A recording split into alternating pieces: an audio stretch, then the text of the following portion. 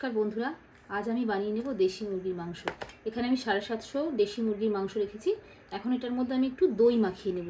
এখানে আমি ছোট্ট একটি বাটির 1 বাটি দই নিয়েছি। দইটা ঢেলে দিয়ে এখন মাখিয়ে নেব।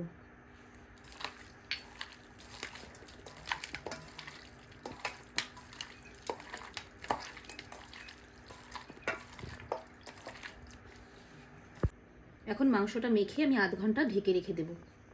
বন্ধুরা, আধ ঘন্টা পর ফিরে এসেছি। কড়াই বসিয়ে দিচ্ছি, এবার তেল দিয়ে দিচ্ছি। তেলটা গরম হয়ে গেছে, দিয়ে দিচ্ছি তেজপাতা। আর এখানে দুটো পেঁয়াজ কুচিয়ে রেখেছি, ওটাও দিয়ে দিচ্ছি।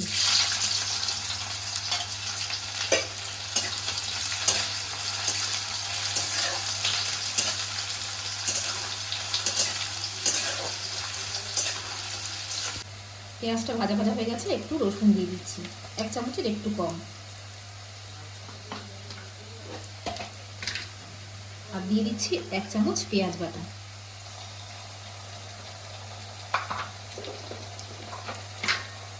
আর দিয়ে দিচ্ছি 1/2 চামচ থেকে সামান্য একটু বেশি আদা বাটা।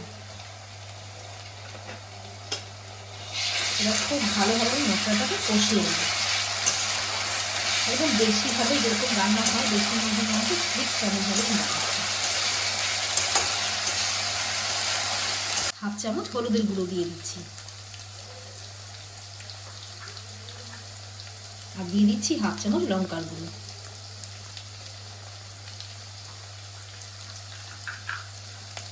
দিয়ে দিচ্ছি 1/2 চামচ ধনে গুঁড়ো। এখানে আমি জিরে গুঁড়ো দেব না। আর কাশ্মীরি লঙ্কার গুঁড়ো দিয়ে দিচ্ছি 1/2 চামচ।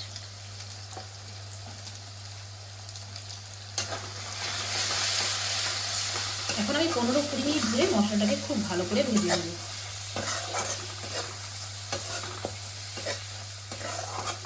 বন্ধুরা, খুব ভালোভাবে আমি মশলাটা কষে নিয়েছি। এবার আমি মাংসটা দিয়ে দিচ্ছি। এখানে আমি টমেটোর ব্যবহার করতে পারতাম, তবে টমেটোর বদলে আমি দইটা ব্যবহার করছি। তার কারণ হচ্ছে দইয়ের যে একটুকু মাংস যে একটু গন্ধ থাকে না, সেইটুকুনও আর থাকবে না।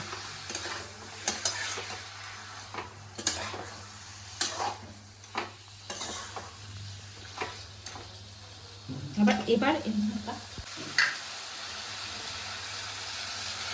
এর মধ্যে লবণ দিয়ে দিচ্ছি আন্দাজ মতো।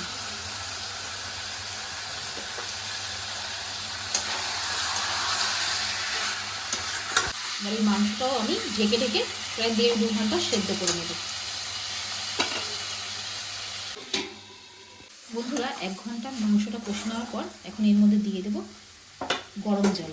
আমি এখানে গরম জল বানিয়ে রেখেছি, এটাই দিয়ে দেবো।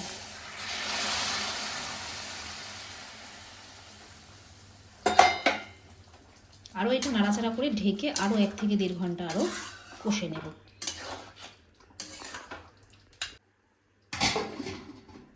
দেখুন বন্ধুরা, আমি 1 ঘন্টা পরে ফিরে এসেছি। আর এই যে মাংসটা প্রায় হয়েই গেছে। হালকা হালকা গ্রেভি রেখেছি আমি। পরে আমি 1 কাপ জল দিয়েছিলাম এর মধ্যে। আর দেখুন কতটা সিদ্ধ হয়েছে, দেখিয়ে দিচ্ছি একটু খুন্তি দিয়ে খুঁচিয়ে। দেখুন, এই দেখুন দেখুন এরকম। এর উপর দিয়ে দিয়ে দেবো গরম মশলার গুঁড়ো।